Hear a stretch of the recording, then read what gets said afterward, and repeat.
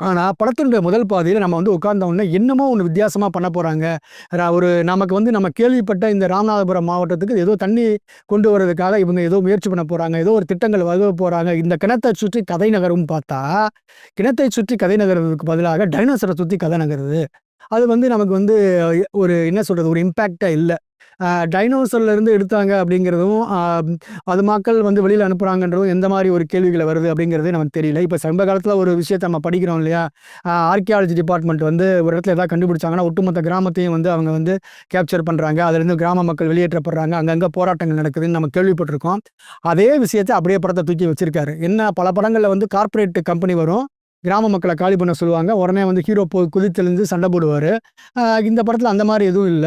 அதுக்கு பதிலா இவங்க என்ன பண்ணிட்டாங்க, டைனோசர கொண்டு வந்து வச்சு டைனோசருக்காக ஊர் மக்கள வந்து காலி பண்ண வைக்கிறாங்க அப்படின்ற மாரி ஒரு கதைய வச்சிருக்காரு. அந்த படத்துக்கும், இந்த படத்துக்கும் பெரிய ஒரு வித்தியாசம் இல்ல. அதுல வந்து கார்ப்பரேட் முதலாளி பெரிய ஹைஃபையா இருப்பாரு. இந்த கவர்ன்மென்ட் ஸ்டாஃப் இருக்காங்க. அவ்வளதான்.